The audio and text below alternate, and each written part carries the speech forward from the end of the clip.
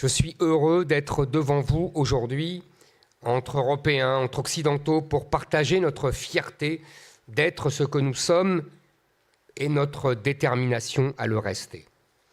L'Europe a une grande et longue histoire, et comme toutes les longues et grandes histoires qui s'étendent sur d'aussi vastes espaces et pendant autant de siècles, elle a été traversée de drames de très grande ampleur.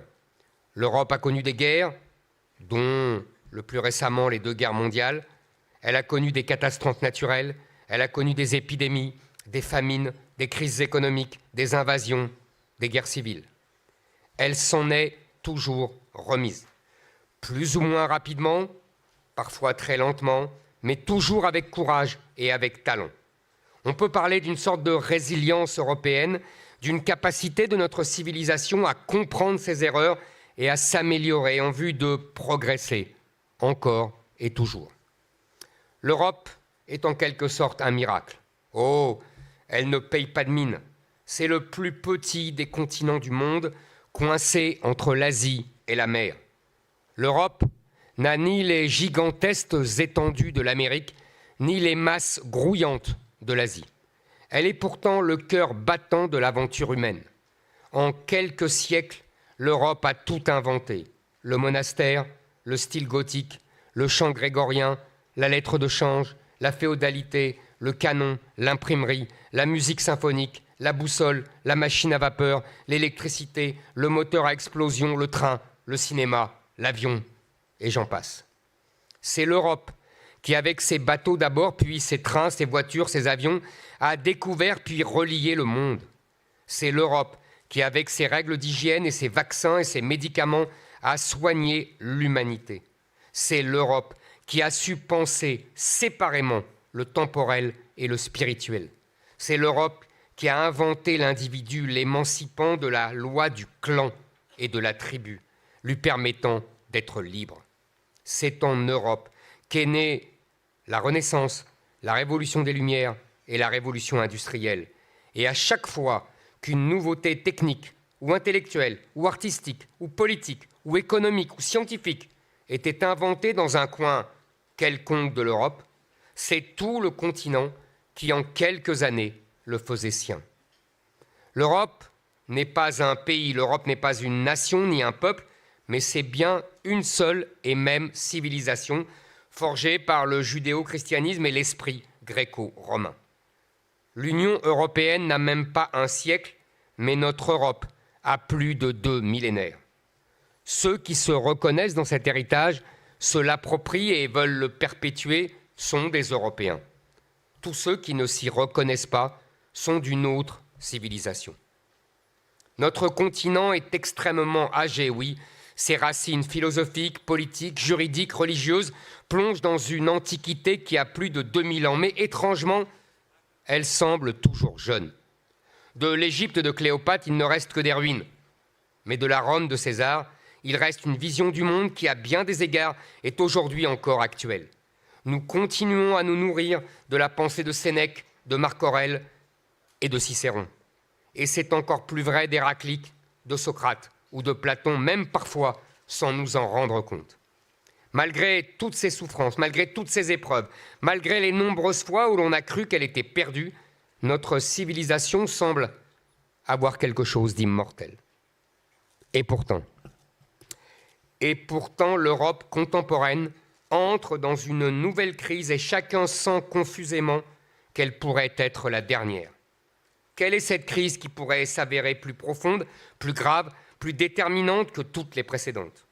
L'Europe n'est pas sous les bombardements, elle n'est pas dévastée par la peste, elle n'est pas ravagée par la famine, mais dans la plupart de nos pays, des millions de citoyens ont le sentiment que tout ce en quoi ils croient, tout ce qu'ils ont connu et même tout ce qu'ils sont est sur le point de s'effondrer. Partout en Europe, du Portugal à la Hollande, en passant par la Belgique, la Grande-Bretagne, l'Italie, l'Allemagne et évidemment la France, naît un sentiment d'urgence qui touche toutes les couches sociales, des plus populaires aux plus aisés, des plus modestes aux plus fortunés. Ce sentiment d'urgence, cette inquiétude qui avoisine la peur, parfois même la panique, c'est l'impression que la civilisation européenne est encerclée par plusieurs ennemis à la fois, tous extrêmement dangereux, et que cet encerclement pourrait avoir raison de ce que nous sommes et de tout ce que nous aimons. Je considère que ces ennemis, ou tout du moins les plus évidents, les plus immédiatement menaçants, sont au nombre de 3. Le premier est l'islamisation du continent.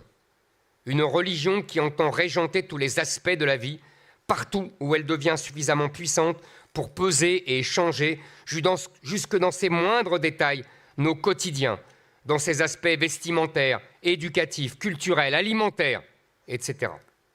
La liste des domaines où l'islam veut nous imposer sa loi est sans fin. L'affaiblissement de la religion chrétienne par le militantisme de gauche au XXe siècle a ouvert la voie à un islam qui prétend combler notre vide spirituel et qui a très clairement l'intention de dominer tout le continent européen. Et il est en train d'y parvenir. Voyez Londres où j'étais il y a peu avec certains d'entre vous. Voyez les banlieues françaises. Le grand remplacement s'y vérifie chaque jour. Les terres européennes sont de plus en plus des terres de djihad, où règne la violence, l'humiliation des femmes et l'interdiction de critiquer le Coran et Mahomet sous peine de mort. Seuls les idéologues et les naïfs osent encore nier la réalité de cette situation. Le deuxième ennemi qui nous encercle, et c'est aussi le sujet des élections européennes en cours, c'est la bureaucratie européenne et la tyrannie des juges. Un monstre extraordinairement pesant, omniprésent et qui ne cesse de grandir, produisant toujours davantage de lois, de normes, d'interdictions, de surveillance, de censure, au point que ce continent qui a été si longtemps celui de la liberté devient inexorablement une zone d'appauvrissement accéléré de nos libertés. Nos amis polonais, hongrois ici présents en savent quelque chose. La liberté économique, la liberté politique, la liberté culturelle sont aujourd'hui les proies de la bureaucratie européenne qui ressemble de plus en plus étrangement au communisme soviétique dans une version soft. Ce sera le seul mot en anglais de mon discours. L'Europe de Bruxelles n'est évidemment pas communiste, ou pas encore, mais elle en prend le chemin. On voit s'installer chez nous un genre de socialisme sans visage, pas vraiment totalitaire, mais de moins en moins démocratique. L'urgence est de mettre fin au règne d'Ursula von der Leyen et de sa majorité progressiste le 9 juin prochain. C'est notre objectif prioritaire avec Marion Maréchal, la tête de liste de mon parti Reconquête. Le troisième ennemi veut anéantir notre culture, notre identité et notre histoire. Il est d'une haine enragée nos 2 millénaires de gloire, de victoire, de génie et de créativité. Vous savez de qui je parle. Je parle du wokisme.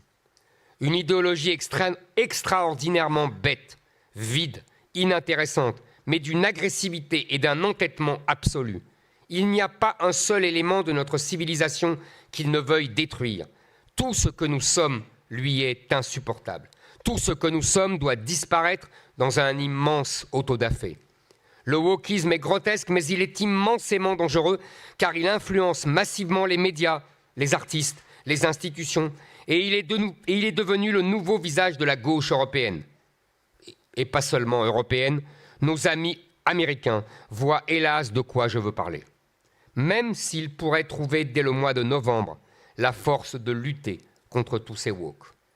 Alors, moi aussi, je veux dire avec la plus grande fermeté aux woke qui détestent l'histoire de l'Europe, à tous ces nihilistes, à tous ces punks qui considèrent l'Occident comme le mal absolu, je leur dis, grandissez un peu, lisez quelques livres, cessez de couvrir la Joconde de sauce tomate et de saccager nos monuments publics et remerciez le ciel de vous avoir fait naître ici et pas ailleurs.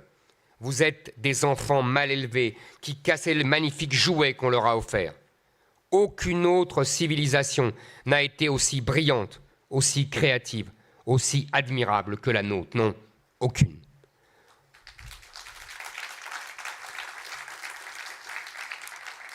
Je vous le dis en tant que Français, en tant qu'ancien journaliste aussi, passionnément attaché à la liberté d'expression, à la liberté de penser. Mon parti Je l'ai appelé reconquête car nous avons un pays à reconquérir, un continent à reconquérir. Et nous commencerons dès le 9 juin avec notre tête de liste Marion Maréchal et tant de nos alliés ici présents. Vous devez savoir que nous sommes les seuls en France, je dis bien les seuls en France, à combattre ces 3 dangers. Mais nous sommes loin d'être les seuls en Europe, car vous êtes là. Bravo MCC et bravo à tout ce que vous faites, chacun dans vos nations. Oui, mesdames et messieurs, nous les Européens, nous devons mener pour notre survie 3 combats à la fois. Nous devons défendre notre civilisation comme si notre vie en dépendait, car notre vie en dépend. Il nous appartient à tous de sauver le destin de la plus belle civilisation de tous les temps. Seul un peuple libre peut faire une grande nation et seuls des peuples libres peuvent faire une grande Union européenne.